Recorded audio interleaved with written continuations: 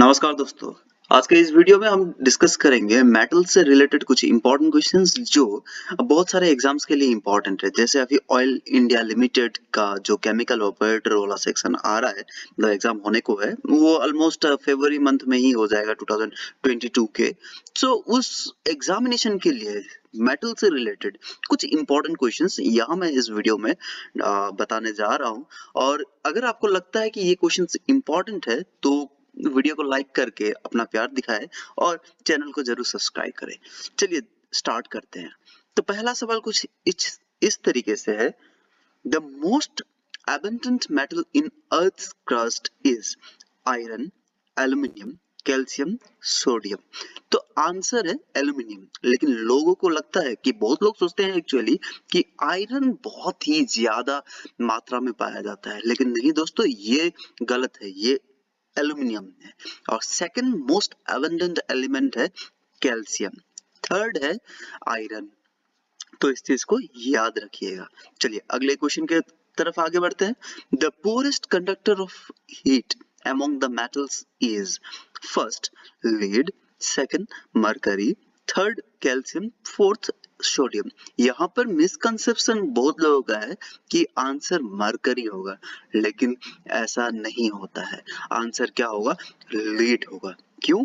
क्योंकि मरकरी भी कुछ अमाउंट तक इलेक्ट्रिसिटी और हीट जरूर कंडक्ट करता है इन कंपैरिजन टू lead। अब अगला सवाल देखते हैं, which property of metals is used for making bells and strings of musical instruments like sitar and violin। तो हमें पता है कि मेटल कुछ स्पेशल प्रॉपर्टी शो करता है, जैसे malleability, ductility, conductivity, sonorous property. Okay, sonorous actually एक ऐसा प्रॉपर्टी है जिसमें क्या होता है, क्लिक करने से या फिर हिट करने से मेटल को एक ऐसा साउंड प्रोड्यूस करता है, मतलब मेटल एक ऐसा साउंड प्रोड्यूस करता है बिकॉज ऑफ वाइब्रेशन, जो कुछ ज्यादा दूर तक जाता है in comparison to other substances. Malleability में क्या होगा, एक किसी भी मेटल को पीट करके आप एकदम चिपटा कर सकते हैं। जैसे एक प्लेट बनाने का काम आ गया, एक मेटल के बॉल से सपोज मार मार के उसे चिपटा किया जा सकता है, वो हो गया मेलिएबिलिटी। डक्टिलिटी कुछ ऐसा चीज है जिस पर आप क्या करेंगे, एक ब्लॉक ऑफ मेटल से एक थ्रेड ऑफ मेटल निकाल लेंगे। जैसे हम लोग दिया जलाने के लिए जो कॉटन के बॉल से हम लोग धागा निकालते हैं, उसी तरीके से मेटल से भी हम लोग वायर निकाल सकते हैं। And that property of metal is called ductility. The last one is conductivity. Conductivity means it can conduct heat and electricity because of its electrons. Actually electrons नहीं बोलना चाहिए, ये फ्री इलेक्ट्रॉन्स होता है। चलिए दोस्तों, कोई नहीं, इसका आंसर हो गया सोनरस। नेक्स्ट क्वेश्चन, ये काफी इंपॉर्टेंट क्वेश्चन लग रहा है। विच of the following is the correct arrangement of the given metals in ascending order of their reactivity. अब देखिए दोस्तों, रिएक्टिविटी सीरीज को याद रखना पड़ेगा तो ही इसका आंसर हम बता पाएंगे। चलिए रिएक्टिविटी सीरीज को याद रखने के लिए यहाँ पे एक स्टेटमेंट बता दूं। तो स्टेटमेंट कुछ इस तरीके से, stop calling me A zebra instead instead try learning how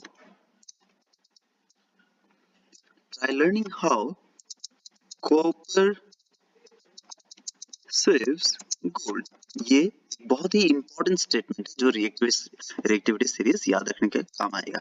please का मतलब हो गया पोटेशियम, स्टॉप का मतलब हो गया sodium, calling calcium, me magnesium, a aluminium, Z zinc, instead iron, try tin, learning lead, how H means hydrogen, see copper, copper तो copper ही रह गया, सिल्वर का एस यहाँ से आएगा सेफ से, और गोल्ड का गोल्ड ही रहेगा।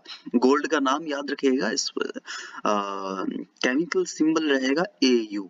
और चलिए इस सीरीज को अगर देखा जाए तो हम लोगों का आंसर है D, sodium, magnesium, zinc, iron.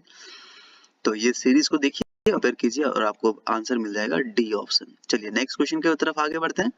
The question is like, which of the following pairs will give a displacement reactions। चलिए displacement reactions के लिए हमें एक चीज को याद रखना पड़ेगा कि displacement reaction होने के लिए हमें एक मेटल जरूरी है। पहले केस में सपोज ये आयोनिक कंपाउंड्स बहुत जरूरी है, अदरवाइज ये कभी डिस्प्लेसमेंट रिएक्शन दिखा नहीं सकता। तो which of the following metals will give the displacement reactions? FeSO4 plus copper, AgNO3 plus Cu, CuSO4 plus Ag, NaCl plus Cu। तो ये आंसर हो गया बी। इसे भी आप रिएक्टिविटी सीरीज को लेकर के ही सॉल्व कर सकेंगे। अगर आपको लगता है कि इसका आंसर आपको आता है तो ठीक है, अगर नहीं आता है तो कमेंट करके जरूर बताइएगा, मैं नेक्स्ट वीडियो रिएक्टिविटी सीरीज में ही जरूर बनाऊंगा। तो अगला सवाल है, non metals forms covalent chlorides because they can share electrons with chlorine. तो यहाँ पे एक चीज याद रखिएगा, अभी मैंने कहा आयोनिक कंपाउंड और उसके बाद अभी आया है कोवेलेंट। कोवेलेंट मतलब शेयरिंग ऑफ इलेक्ट्रॉन होता है और आयोनिक कंपाउंड में क्या होता है, give and take of electron. तो यहाँ पे गिव एंड टेक हो गया, यहाँ पे गिव वर्ड यूज किया गया है तो मतलब आयोनिक कंपाउंड का बात चल रहा है। शेयर वर्ड यूज किया गया है तो कोवेलेंट होगा, फिर गिव बोला गया है आयोनिक होगा, फिर कैनॉट शेयर बोला गया है तो कोवेलेंट नहीं होगा। मतलब तो हमें ये शेयर हो सकता है बोला गया है, मतलब दे कैन शेयर बोला गया है, तो ये आंसर हमारा करेक्ट है। Next question, which of the following oxides of iron would be obtained on prolonged reaction of iron with steam? इस चीज को आपको याद रखना है कि आयरन को अगर स्टीम में डाला जाए, यहाँ पे स्टेटमेंट से उतना ध्यान मत दीजिएगा, आपको सिर्फ यही याद रखना है कि आयरन को जब स्टीम में डाला गया है, मतलब स्ट्रांगली अगर हीट किया गया है तो क्या प्रोडक्ट बनेगा, ये हो गया आयरन ऑक्साइड Fe3O4, याद रखिएगा। और इसी जगह पे कभी कभी एनहाइड्रस आयरन ऑक्साइड भी कहा जाता है, और अगर एनहाइड्रस आयरन ऑक्साइड रह गया तो इसके साथ यहाँ पे आ जाएगा डॉट NH2O, ऐसा रहेगा, इस चीज को याद रखिएगा।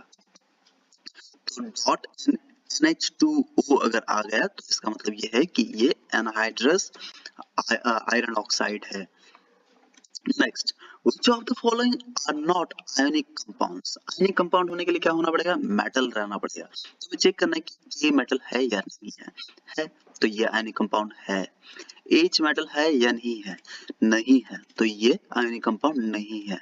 Then carbon tetrachloride, carbon is not a metal, so this is not an ionic compound. And then again we have NaCl, so Na is a metal, sodium, so we have NaCl as an ionic compound, and then KCl is again an ionic compound, so our answer is 1 and then 4, that is। तो यहाँ पे हमें क्या कहा गया था, which of the following are not ionic compound कहा गया था, इसलिए 1 और 4 अगर आयनिक कंपाउंड है तो इसका मतलब ये है कि सेकेंड और थर्ड आयनिक कंपाउंड नहीं है, तो बी हम लोग का करेक्ट आंसर है। Next question, the highly reactive metals like sodium and potassium, sodium and potassium बहुत ही ज्यादा highly reactive metal है, इसलिए इन दोनों मेटल को कहाँ पे रखा जाता है, केरोसिन में स्टोर किया जाता है, इसे याद रखिएगा। Sodium, potassium, magnesium are extracted by, इसे याद रखना है ही अंतिम उपाय है, तो हमारा आंसर हो जाएगा electrolysis of molten chlorides. Next question, which of the following non-metals is lustrous? तो नॉन मेटल कभी भी लस्चरस प्रॉपर्टी शो नहीं करता है, एक्सेप्शनल केस एक ही है जो हो गया आयोडीन। लेकिन नॉन मेटल में और एक भी चीज है जहां पे आपका लस्चरस प्रॉपर्टी शो करता है, जो ग्रेफाइट है। Next question, which of the following is an acidic oxide? Acidic oxide होने के लिए आपको नॉन मेटेलिक ऑक्साइड होना पड़ेगा, और अगर बेसिक ऑक्साइड करवाना है तो मेटेलिक ऑक्साइड होना पड़ेगा। तो Na2O मतलब ये पहला मेटल है, so this is a basic oxide. Then carbon monoxide, तो ये हमारा आंसर नहीं हो सकता क्योंकि ये स्टेबल स्टेज नहीं है कार्बन का। Then carbon dioxide, this is a stable stage of carbon, so this is our answer. Next question. The atomic number of an element X is 12. Which inert gas is nearest to X? इस question के answer के लिए आपको इस 12 को तोड़ना पड़ेगा। 12 को तोड़ने के लिए आपको 282 मिलेगा, ये इसका इलेक्ट्रॉनिक कॉन्फ़िगरेशन है। So after removing this 2 from the valence shell, we will get here 28 को प्लस कर लीजिए तो आपका आया 10. So which element has atomic number 10? So this is nothing but neon. So our answer is neon. तो हमने यहाँ पे neon मार्क किया। So दोस्तों इसी के साथ इस वीडियो को मैं यहाँ पे स्टॉप करता हूँ। अगर आपको लगता है कि ये वीडियो काफी इंटरेस्टिंग था तो जरूर लाइक करके इससे प्यार जताएं और मैं मिलता हूँ अगले वीडियो में। आप कमेंट करके बताएं कि किस टॉपिक पे फिर से डिस्कस करना है। बहुत बहुत धन्यवाद दोस्तों, मिलते हैं अगले वीडियो में।